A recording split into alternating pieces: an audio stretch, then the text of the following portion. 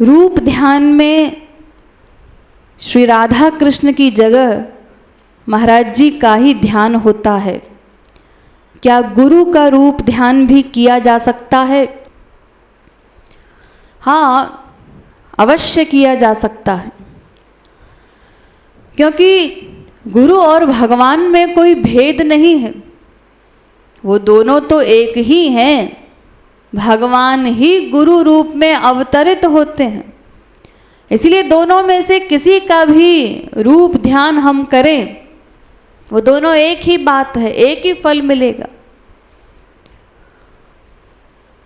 बशर्ते वो गुरु सही सही हो। अगर कोई ढोंगी है, पाखंडी है, उसको किसी ने गुरु रूप में वर्ण कर लिया बाई चांस धोखे से, और वो इस सिद्धांत को सुन करके अपने गुरु का रूप ध्यान किए जा रहा है, तो चूंकि उसका गुरु वास्तविक गुरु नहीं है, उसको धोखा हुआ है, इसीलिए उसको फिर उस व्यक्ति का ही परिणाम मिलेगा। लेकिन अगर हमने परख लिया है अपने गुरु को, वो वास्तविक महापुरुष है, श्रोत्रिय ब्रह्मनिष्ठ महापुरुष है, तो उसके बाद उसका रूप ध्यान किया जा सकता है, क्योंकि ये तो सिद्धांत ही है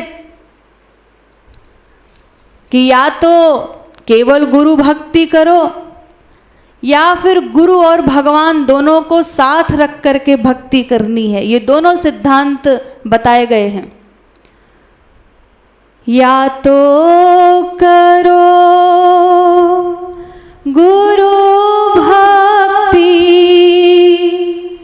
गोविंद राधे, या तो हरि गुरु भक्ति साथ करा दे। या तो केवल गुरु भक्ति की जा सकती है, या हरि गुरु दोनों को साथ रखकर भी आप भक्ति कर सकते हैं। लेकिन केवल गुरु भक्ति का सिद्धांत उसी के लिए है जिसकी हर समय अपने गुरु में भगवत बुद्धि रहे। इतनी ऊंची इसकी अवस्था हो, परिपक्व अवस्था, कि हर समय वो अपने गुरु को इष्ट देव के रूप में देखता हो, भगवत बुद्धि रहती हो, भगवत भावना रहती हो गुरु में हर समय। ऐसी परिपक्व निष्ठा वाले के लिए है ये सिद्धांत। वो केवल गुरु भक्ति से भी अपना काम बना सकता है, क्योंकि उसकी पूर्ण निष्ठा हो गई है गुरु के प्रति। लेकिन जिसकी अभी ऐसी निष्ठा नहीं है, उसको गुरु और राधा कृष्ण को साथ लेकर चलना चाहिए। और वैसे भी दोनों को साथ में रख करके चलना अच्छा है, क्योंकि राधा कृष्ण की भी लीलाओं का चिंतन होता है, बहुत सारा मैटर उनका भी मिल जाता है हमको। हाँ, केवल भगवान की भक्ति का सिद्धांत नहीं है हमारे यहाँ कि गुरु को छोड़ करके कोई केवल राधा कृष्ण की, भगवान की भक्ति करे और उसको लक्ष्य मिल जाएगा, ऐसा नहीं। केवल भगवान की भक्ति से उसे कोई लक्ष्य नहीं मिलेगा जब तक गुरु के शरणागत नहीं है। तो गुरु का ध्यान भी किया जा सकता है। अगर वो वास्तविक महापुरुष है, हमने गुरु को परख लिया है, तो उसके रूप ध्यान में भी वही बात है जो राधा कृष्ण के रूप ध्यान में है, और वो सरलता से हो भी जाता है, क्योंकि गुरु को हमने प्रत्यक्ष देखा है, उसकी लीलाओं को प्रत्यक्ष देखा है, इसीलिए उसका चिंतन आसानी से हो जाता है। तो वो रूप ध्यान भी कर सकते हैं।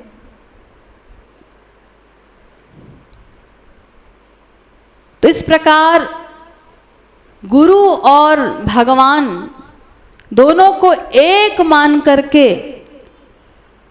ये सिद्धांत तो सदा साथ में रखना ही है कि वो दोनों एक हैं। हमारे सत्संगियों को तो 90% को महाराज जी का ही रूप ध्यान अधिक होता है, और वैसे भी उनके तो सर्वोत्तम अवतारी होने में हम लोगों को कोई डाउट ही नहीं है। तो उनकी लीलाओं के सहज दर्शन किए हैं, सहज लीलाएं उनकी देखी हैं, उनको प्रत्यक्ष देखा है, इसलिए उनकी वो दिव्य झांकियाँ हमारे हृदय में आसानी से नृत्य करने लगती हैं। तो आप गुरु का रूप ध्यान आराम से कर सकते हैं किसी भी कीर्तन में निश्चिंत होकर के, लेकिन गुरु के प्रति हमेशा हमारी भगवत बुद्धि रहे, इस बात का हमको ध्यान रखना है। और साथ में राधा कृष्ण को भी लेकर के चलना है, ताकि तमाम सारा मैटर चिंतन इत्यादि का मिलता रहे। जिसकी अवस्था परिपक्व हो गई है, दृढ़ निष्ठा है जिसकी गुरु चरणों में, वो केवल गुरु भक्ति से भी अपना लक्ष्य प्राप्त कर सकता है।